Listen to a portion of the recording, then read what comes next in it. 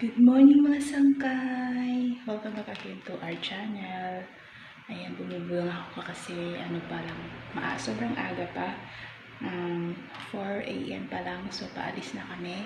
Kasi may biyahe kami papuntang Bacolod. So mga ilang days din kami doon. So try kong isama kayo ulit mga sangkay sa aming biyahe ngayon papuntang Bacolod. So pasensya na kung hindi masyadong malakas yung boses ko kasi tulog pa yung si Anita. So, alas 4 pa lang palis na kami mga sangkay. See you!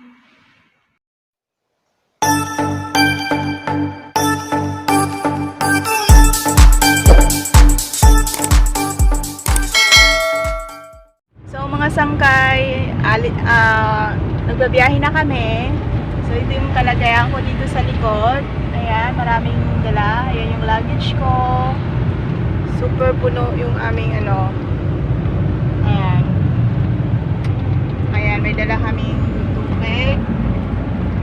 Ready ba? May baon din kami. Nagbaon kami ng itlog again.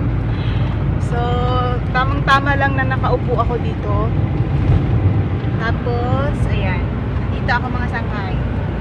Ayan. So, yun nga mga sangkay. Ganito yung kalagayan ko dito. Super sikip. Hindi mga straight yung aking mga paa. So, yeah, update ko kayo later mga sangkay. Pag andun na ako andun na kami sa Toledo. Doon kasi kami sasakay ng barko mga sangkay sa Toledo papuntang San Carlos City, Negros Occidental. So, mamaya ulit sangkay. Andito na kami ngayon sa Toledo, Cebu. At hindi kami nakaabot sa first trip ng barko ng 6:30 kasi dumating kami is alas 6 na. So, maraming nang nakapila.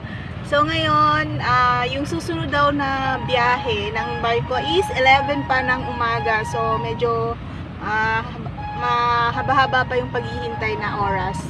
So ngayon, andito ako sa sasakyan. Inom ako ng kape mga sangkay. Hindi pa kami nag-aalmusal. Hindi kasi kami nakapag-almusal sa bahay kasi nga medyo super super aga pa kaya hindi kami nakapag-almusal. Kaya ito, inom ako ng kape. Kape tayo mga sangkay. So, yeah. Ang susunod daw ng pag-issue ng ticket is 8:30 or 9. So, dito lang muna tayo sa sasakyan. Ay, ako pala. Dito lang ang itlog. So guys, kaya gusto ko guys. Sa ito mga tricycle drivers Wak makasakay guys.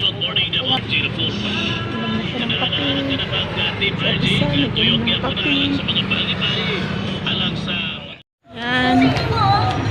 Bili muna kami ng makakain. Dito kami. Toledo.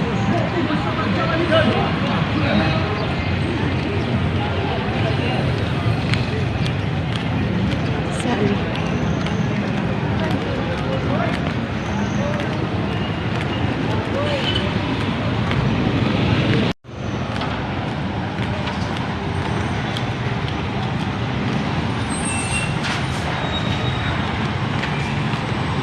Hi, Jaldi.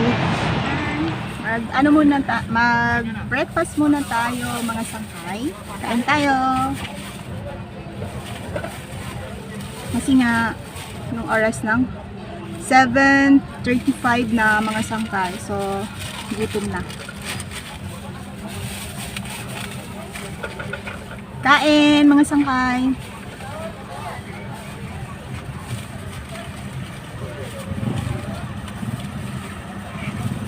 So,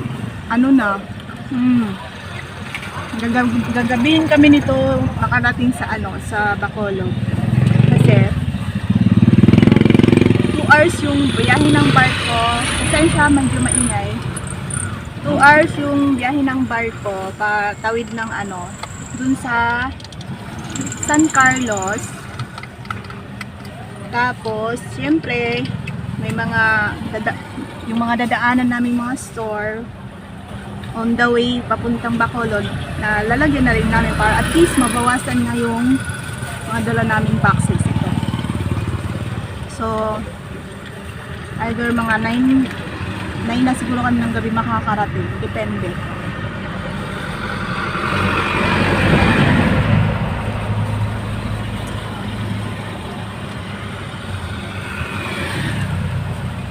Ganito talaga pag nagbiyahe kami sa malalayo. Mga 9 na kami nakakauwi, minsan 10 or 12 ng gabi, depende sa layo ng pinupuntahan naming mga lugar. Tapos pagbalik namin sa city, yun, ilang oras lang yung tulog namin. Ang swerte nga ng hotel na tinutuluyan namin kasi mga ilang oras lang kami natutulog. Kasi pag alas 3 gigising na kami kasi magbabiyahe na naman. Ang dami kong sinasabi. Mamaya ulit mga sangkay. Tatapusin ko lang yung aking pagkain. Hello mga sangkay! I'm back! Andito pa rin kami sa Toledo. Haggard face mga sangkay. Kulang sa tulog. Yeah. Mga 11 siguro yung dating ng barko nga. Kasi nga diba sabi ko kanina 11 yung alis ang barko dito. Pero parang hindi yun masusunod. Kasi kanina nga 6:30 daw yung alis ng barko, yung first trip nila. Pero nakaalis sila is 7:30 na. So may extend na 1 hour. So siguro mga 12 na tayo makakaalis dito sa Toledo. At pag mag-travel ka pala mga sangkay sa sa papuntang Bacolod, mag-land trip ka man or either mag-airplane ka, kailangan mo kumuha, log in sa SPAS para makakuha ka ng travel permit ng Bacolod LGU. Tapos antayin mo yun na i-approve nila bago ka makapagbiyahe papunta doon sa Bacolod. Yun lang yung kailangan, SPAS, tapos vaccination card. Yun lang yung kailangan nila. Pagbalik naman dito sa Cebu, wala nang SPAS. Sabi is vaccination card na lang yung kailangan. Mas mahigpit kasi doon sa tawag dito, Bacolod, Negros Occidental. Mas mahigpit sila doon kasi restricted pa yung nila doon. Basta yun. So, mamaya ulit mga sangkay. Ang dami ko nang dinaldal dito.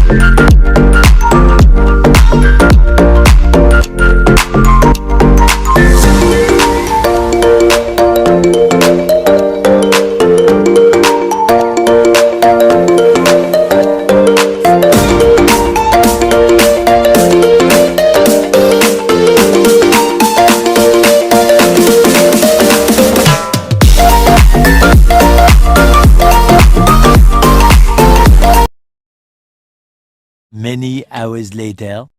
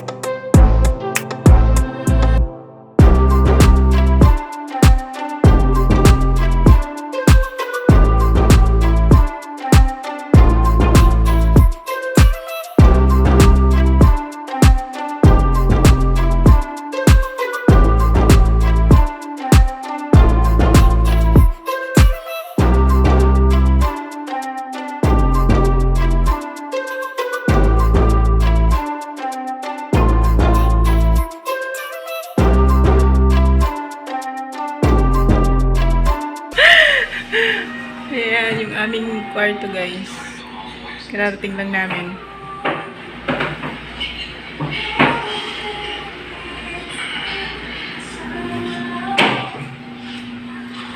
Maraming salamin. Ayan, salamin. So yun na nga mga sangkay. Dito na kami sa hotel. Kapag ano na rin ako, nakabihis na rin ako. Tapos na akong kumain.